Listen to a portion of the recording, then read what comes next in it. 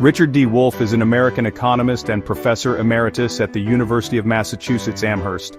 He's known for his critiques of economic inequality and his advocacy for worker cooperatives as a way to empower individuals and address systemic issues within the economy.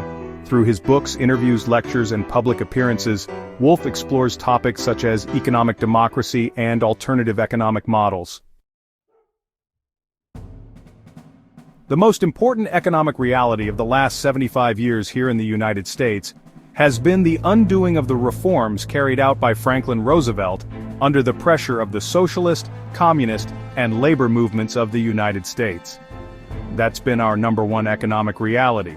The business community had been horrified by those reforms because, remember who paid for Social Security, unemployment compensation, who had to pay the minimum wage that was established, and who had to fund paying all those people getting government jobs? The answer: the business community, the wealthy people of America, and the corporations that make them wealthy. You know, the top 10% that own 80% of the shares. They were taxed heavily and they had to lend money to the government. Whatever money they didn't get lost by taxation. So they were doubly angry. All of this effort by the government to help the mass of people at their expense. So they went to work to undo the New Deal. They stopped government hiring of those millions of people, got rid of that. They nibbled away at unemployment compensation. They nibbled away at Social Security from being a basic way people could live. It's now a support, but only poor people actually live only on Social Security. It's too small. So they've cut back and forget about the minimum wage. The last time that was raised was in 2009. Even though we've had rising prices every year since, nothing has been raised in the minimum wage. We have behaved as a society savagely towards the poor people who depend on the minimum wage. So we have undone the New Deal of the Great Depression. It turned out that the corporations who had to pay for it and the rich people who had to pay for it got together and went to work to undo the reforms, and they have largely succeeded. That's what the Republican Party's number one priority has always been. Change the tax laws, change the inheritance laws, do everything necessary for corporations and the rich to reestablish their absolutely dominant position relative to a mass of people who have economic problems all the time. Yep, we're back to where we were before the Great Depression hit, and all the statistics show it. And there's a lesson for us here. Reformers are the people who want to make a system work better for average people. They do. They're sincere, they mean it. But they don't want to take the step that might guarantee it. Okay, now we come to our situation here and now. The United States succeeded in the aftermath of the Great Depression in ruling out revolution. Revolution was associated with the evil Soviet Empire. The government was very bad. The government was intrusive. The government was dictatorial. All ways to suggest don't go anywhere near where those revolutionaries are. So all that the Republicans and Democrats debate are reforms. Each of them has some reforms they want, and some reforms they don't. But the unspoken agreement between them is never to suggest anything that might look, smell, taste, or seem to be revolutionary. The state must be kept out. Some of you have a whole philosophy of that called libertarianism. The state is bad. The state is evil. The state grabs power. The state. Where does that come from? It comes from that split between reform and revolution that came into being around the time of the Great Depression, and has been fought ever since, mostly by people who either don't want any change, the so-called conservatives, or many of the reformers who want to keep everything within the realm of reform, because they're terribly afraid of the revolution. And we have problems now that are producing the same result. Let's go back to that minimum wage story. It's $7.25, the federal minimum wage. That's outrageous in terms of what it is. You can't afford if you work 40 hours a week and get $7.25 paid per hour.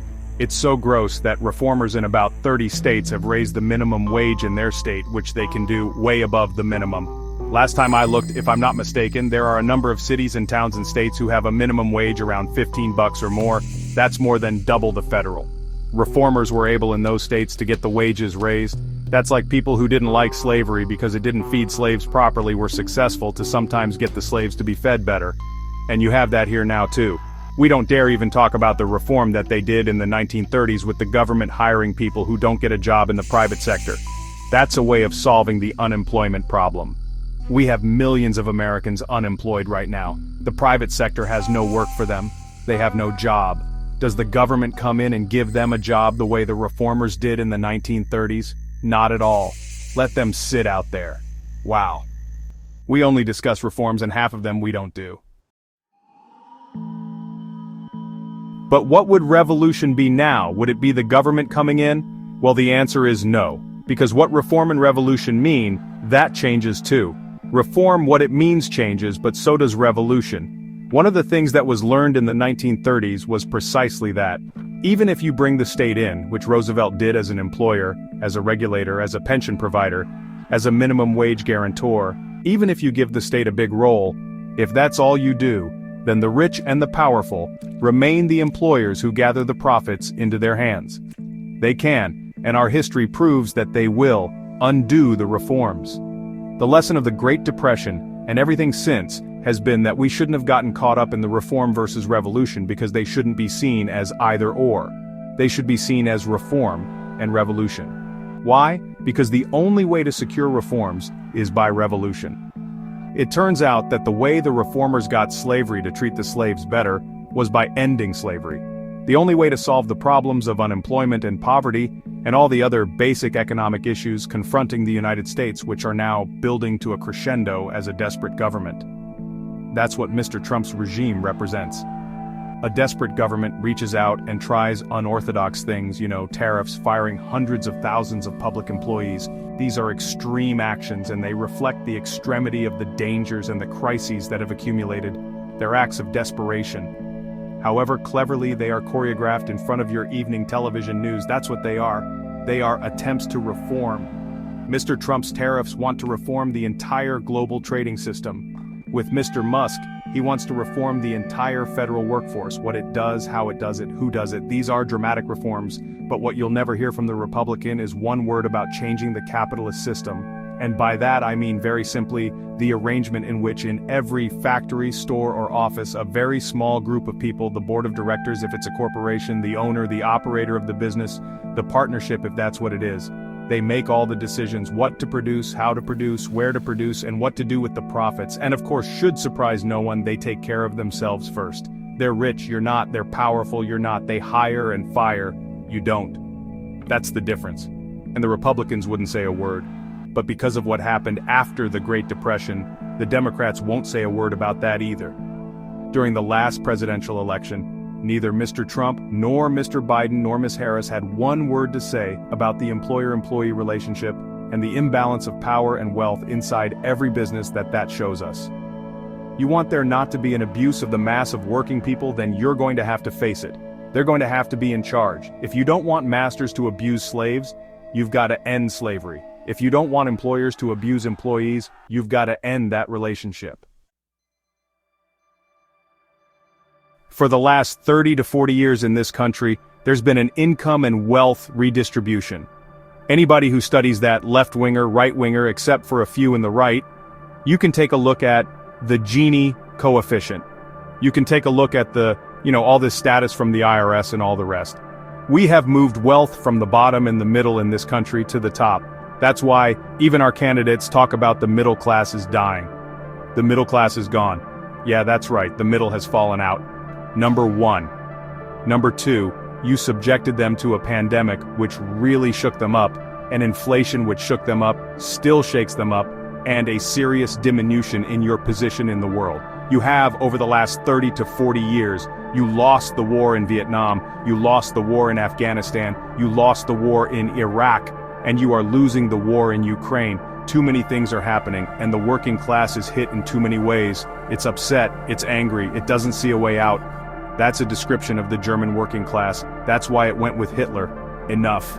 Not all of it by a long shot, but enough of it to give him the chance to get rid of all of his enemies and reshape Germany. That ought to strike a chord.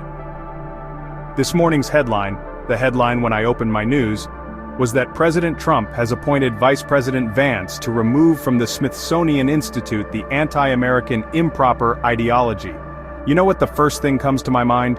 In the 1950s here in America, we had something called the Un-American Activities Committee in the House of Representatives that hounded people out of their jobs and their positions because they held views that a collection of congressmen, many from the South, held to be un-American. Now we've come to regret that, but that's what they did. By the way, among the people who left the United States because they were hounded by this committee for their ideas were Bertolt Brecht, Charlie Chaplin. I could go on. I thought to understand what an aberrant, horrible period this was. We understood nothing. We're just doing it again. Will the outcome be the same? I don't know. Maybe they'll win this time. Maybe we won't have what happened in the 50s. We'll have what happened in Germany in the 30s. But the story in Germany of a working class that was shocked.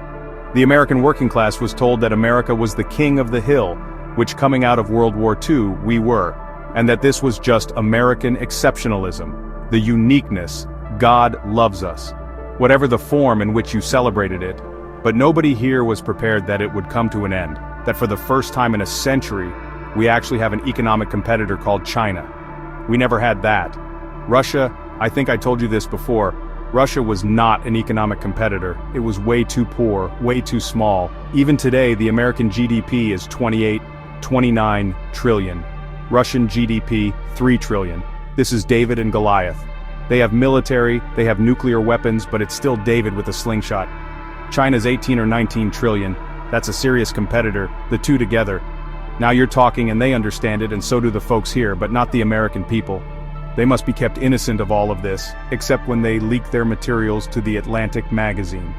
China is a recognition, as we talked a little bit before, that capitalism needs to go through all the phases it can to survive.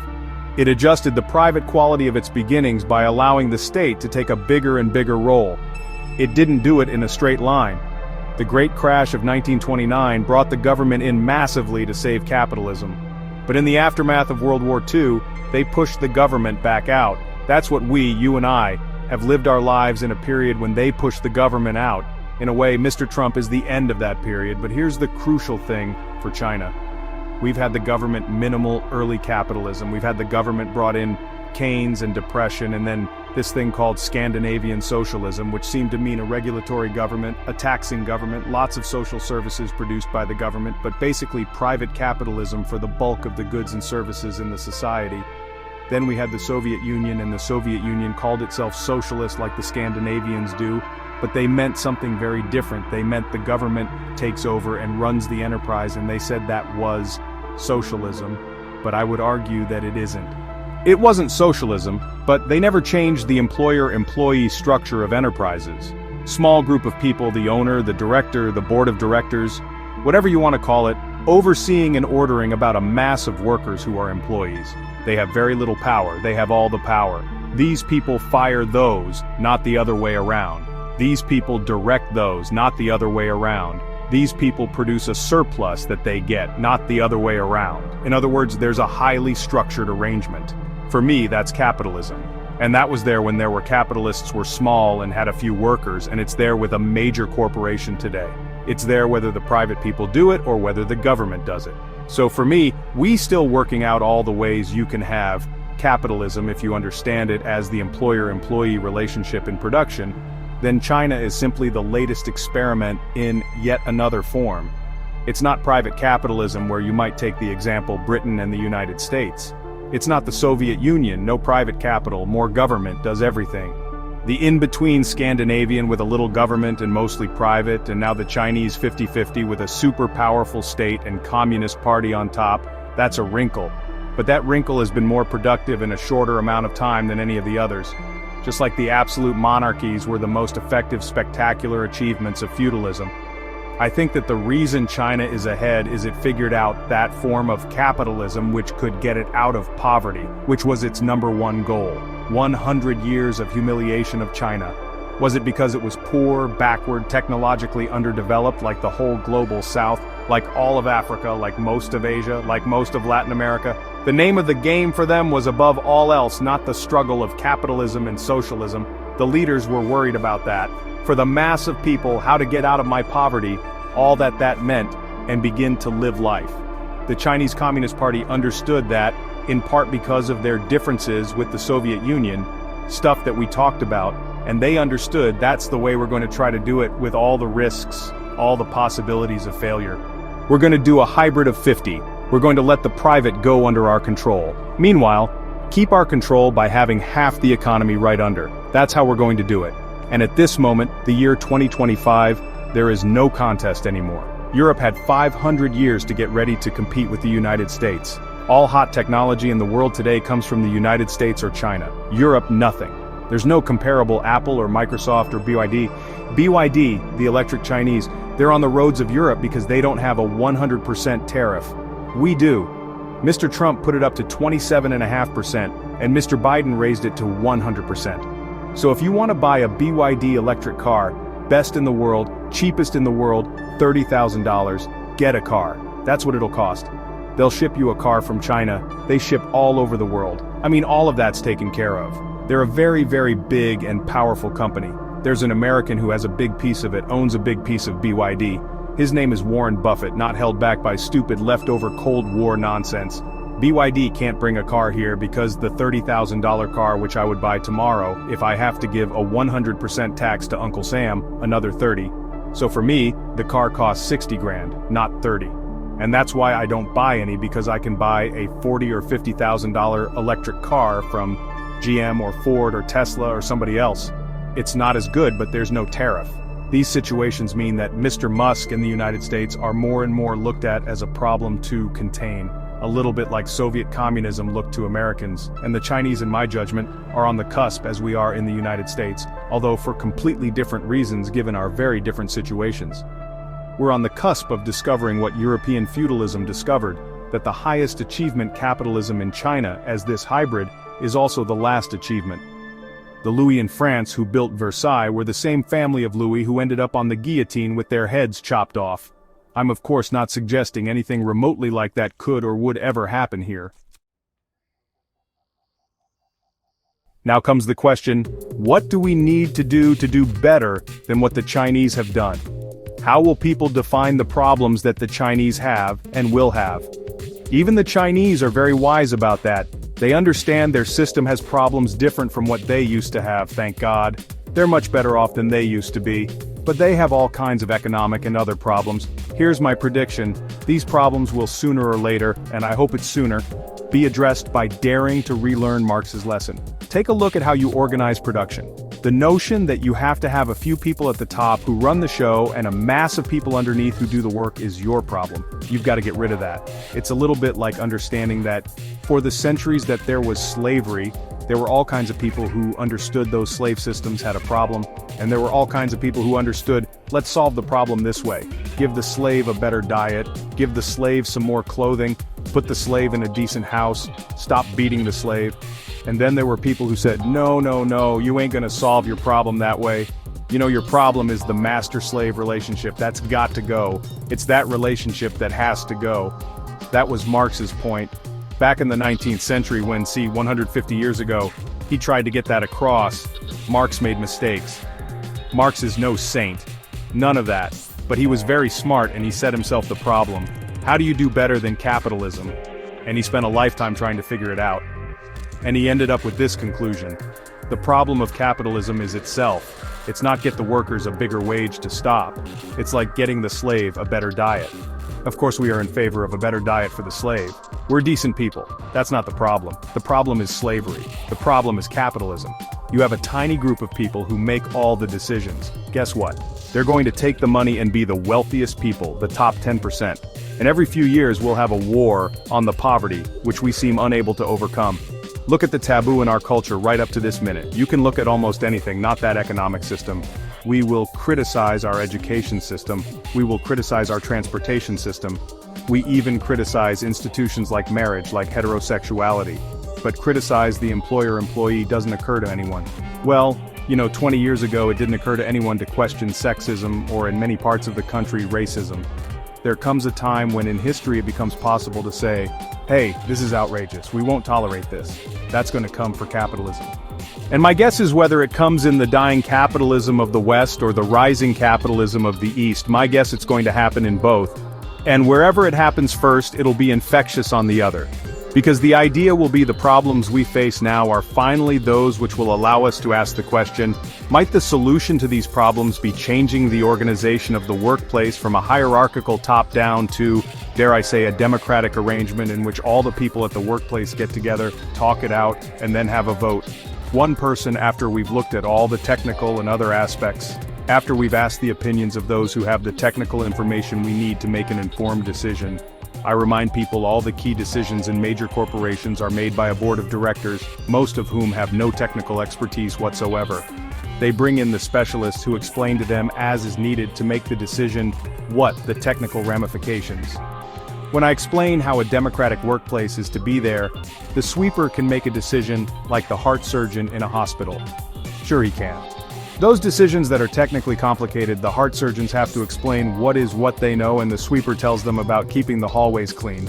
And then when everybody's had a chance to explain, then you make a decision. That's all any board of directors ever did. That's what the workers democratically will do. And don't tell me it's not workable because the same argument was used. How can uninformed voters make a decision? We need a king. We cut the king's head off. And the decisions are not arguably any worse and in many ways better, so let's do that.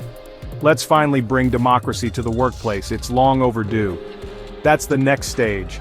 That's what the revolution is about. Whether we'll see it this year, next year, who knows? Nobody should say of folks like us that we only have a criticism. No, we do have a criticism. Nowadays it's less and less necessary to justify having a criticism since everybody is feeling the need that there be some criticism because of what's going on. But we are often charged with not having an alternative. Yes, we do. And a good one.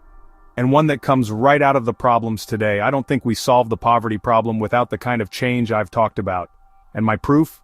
Look at it. We're surrounded by poverty. We've had wars on poverty repeatedly every 20 years.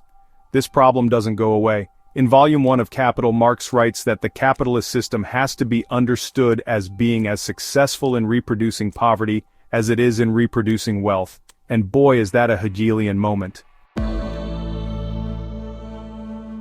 Thank you everyone for watching. If you like this video, please remember to like and subscribe to our channel. See you next time.